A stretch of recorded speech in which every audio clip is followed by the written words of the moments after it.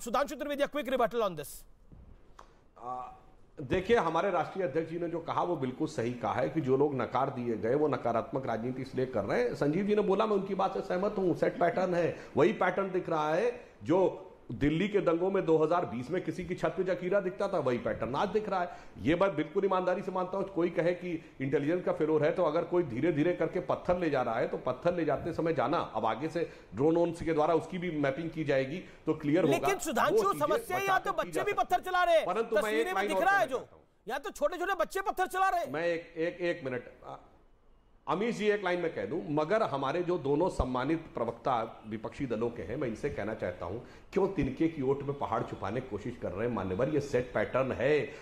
याद करिए, अभी परसों ईस्टर के मौके पे नीदरलैंड में भी ऐसा ही हमला हुआ है, स्पेन में भी हमला हुआ है, 2 साल पहले कोलंबो में भी हुआ था, वो भी सत्संग भाजपा के उकसाने पे हो रहा था। जनाब, ये इतना बड़ा पैटर्न है और उस पैटर्न को कोई देखना ना चाहे, समझना ये इंपॉर्टेंट बात है। ये हमने देखा स्पेन और स्वीडन के अंदर जो अटैक हुए हैं, वो भी वो वहां पे भी पत्थरबाजी हुई है। मतलब ये एक चिंताजनक बात है, इसमें कोई दोहराई नहीं है। अलका लांबा कुछ ऐड करना चाह रही है। अलका जी।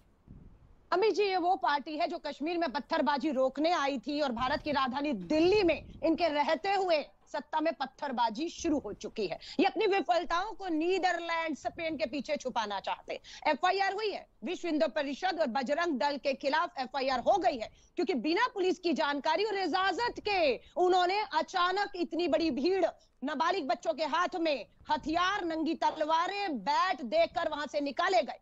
वहां पत्थर इकट्ठे हुए, पुलिस की खबर में नहीं था। 2 पुलिस वाले सिर्फ यात्रा जब शुरू हुई तो वहां उपस्थित हुए, जब पत्थरबाजी हुई तो और पुलिस बुलाई गई, जिसमें पुलिस वाले घायल होते हैं। ये सब देश के सरकार, गृह मंत्रालय के अधीन, नाक के नीचे होता है, नाक के नीचे। और सब भी बता रही क्यों हो रहा है। आज देश में महंगाई दर 14.55 पर है। आज पेट्रोल 100 पार है, डीजल 90 पार है। जी, ये तो तर्क लाजमी नहीं होगा। महंगाई हो सकता है, महंगाई है बढ़ी हुई, लेकिन एक बात बताइए ना, लेकिन उसके एवज में कोई पत्थर चला देगा? आज ये तो आप महंगाई की आड़ में हिंसक लोगों को बढ़ावा देने की बात कर रही है। अमीर जी, बहुत आसान है। आप कश्मीर में पत्थरबाजी होती थी तो कहते थे युवा जो है भटका दिया गया है। आज देश का बेरोजगार युवाओं के हाथ में नौकरी देने की बजाय नंगी तलवारें दी जा रही हैं। क्यों?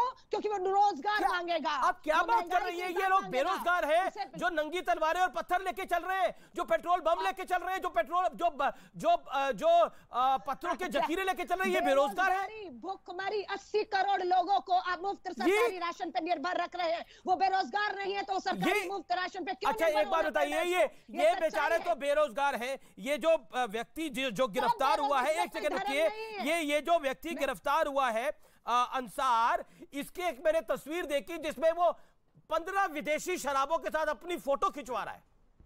वो तस्वीर में ब्लर करके दिखाता हूं। ये बेरोजगार आदमी है। ये देखिए, ये जो तस्वीर मैं आपको दिखा रहा हूँ, ये जो व्यक्ति है, ये 15-20 विदेशी शराब के साथ घूम रहा है। ये बेरोजगार व्यक्ति है। देश का प्रधान, वो जो गोली चला रहा है, वो BMW गाड़ी पे जिसने पैर रखा है, ये बेरोजगार व्यक्ति है। गरीबी नहीं है। अगर देश का प्रधानमंत्री सुधांशु त्रिवेदी कुछ कहना चाहते हैं, शिवम त्यागी भी कुछ कहना चाहते हैं। एक सेकंड, ना ये डिबेट इंपॉर्टेंट है। सुधांशु हो 1 सेकंड। सुधांशु, मतलब है कि देश में गरीबी भुखमरी नहीं है। मैं माफी चाहूंगी, आपके तर्क जो है वो बेतर्क है कि अगर किसी आदमी की टेबल पे 100 व्यंजन है तो देश में गरीबी भुखमरी नहीं है। मैडम, मैं तो इसकी बात कर रहा हूँ अंसार की। ये कोई गरीब व्यक्ति नहीं है, ये कोई बेरोजगार नहीं है। नहीं कर रही आप जो पुष्पाराज के स्टाइल में कह रहा है, मैं कोई झुकेगा नहीं। एक सेकंड, शिवम त्यागी भी कुछ कहना चाहते हैं, लेकिन सुधांशु पहले आप, सुधांशु पहले आप 30 सेकंड। सुधांशु, ठीक है। अलका जी, निवेदन स्वीकार करिए।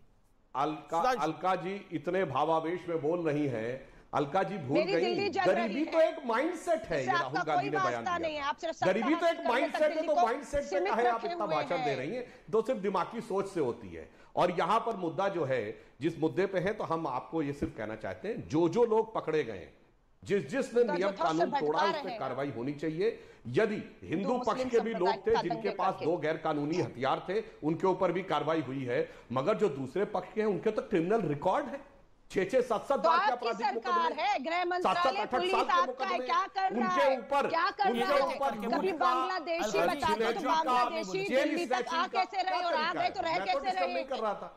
क्यों आप अपने गृह मंत्री की विफलताओं को छुपा रहे हैं। जवाबदेही किसकी है अगर बांग्लादेशी आ रहे हैं और दिल्ली में जवाब बांग्लादेशियों को बसाने की जिम्मेदारी और जवाबदेही किसकी है, इसके ऊपर निश्चित तौर पर सुधांशु शिवम त्यागी भी बोलना चाह रहे हैं लगातार। शिवम त्यागी बेरोजगारी है, गरीबी है, इसलिए नाकामियों को छुपा। हाँ बिल्कुल, लेकिन कमाल की बात यह है, मैं तो अमीश जी अपने आप में बहुत अचंभित हूं। संजीव जहां यहाँ पर बैठे हैं, जिनकी मेजॉरिटी, जिनकी कॉन्स्टिट्यूएंसी में इनको हिंदुओं ने वोट दिया है, इन्होंने आकर जो लोग हाथ में तलवार लिए हुए थे और जो पिस्टल लहरा रहे थे वो तो इन्होंने देखे हैं, लेकिन जिस व्यक्ति ने पिस्टल चला दी, जिन्होंने पत्थर से पुलिस के सर फोड़ दिए क्योंकि वो विशेष समुदाय से जो है एक ताल्लुक रखते हैं, तो एक बार उनके ऊपर शब्द नहीं कहा। मैं बिल्कुल नहीं कह रहा हूं कि जो पिस्टल लेकर घूम रहा था वो सही है या गलत, वो पुलिस तय करे, और अगर लोगों ने गिरफ्तारी जिनकी हुई है तो जाहिर है पुलिस ने वो देखा होगा। लेकिन जो लोग लोगों को मार रहे हैं, काट रहे हैं, पत्थर मार रहे हैं पुलिस को,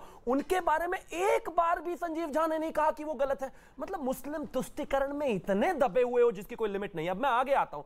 आपने कहा कि वो पुष्पराज, अरे वो कोई पुष्पराज नहीं है, वो कह रहा है ऐसे ही गर्दनें काटूंगा मैं, पीस पीस करके काटूंगा, और हंसते हुए जा रहा है क्योंकि उसे पता है इनकी जिम्मेदारी, आम आदमी पार्टी वालों की जिम्मेदारी बस सबूत मांगने की है।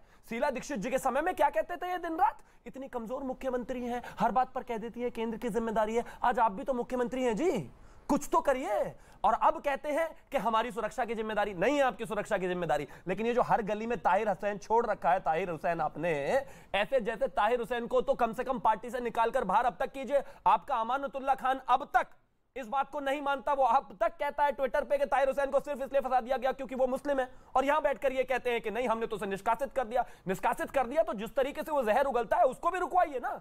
और एक रोहिंग्यास की एक चीज, 30 सेकंड अगर और मिल जाए तो मैं एक बार एक वीडियो प्ले करना चाहूंगा। ये रोहिंग्या जो है शरणार्थी हैं, ये अमानतुल्लाह खान है, को बसाने की जिम्मेदारी। ठीक है, ये मैं सिर्फ इतना कहना चाहता हूं, वो खुला ओपनली वो ये कह रहा है कि शरणार्थियों को मैं अपनी कॉन्स्टिट्यूएंसी में जगह दे रहा हूं, बिजली पानी दे रहा हूं, ये रोहिंग्यास है, तो दंगे तो होंगे। ठीक है संजीव झा, आप बेसिकली उधर भी खुश रखना चाहते हैं, इधर भी खुश रखना चाहते हैं, यानी आप दोनों हाथों में पॉलिटिकल लड्डू चाहते हैं। बिल्कुल नहीं, बिल्कुल नहीं, ये सेलेक्टिव बातें सुनना पसंद करते हैं। मैंने पहले ही कहा कि जो भी दंगाई है और जिसने भी अपराध किया है, पुलिस उसको बख्शे नहीं, उसको सख्त से सख्त सजा हो। और पूरा देश जानता है कि दिल्ली में दिल्ली पुलिस केंद्र सरकार के अधीन है, तो केंद्र सरकार के प्रतिनिधि को, प्रवक्ता को यहाँ डिबेट नहीं करना चाहिए।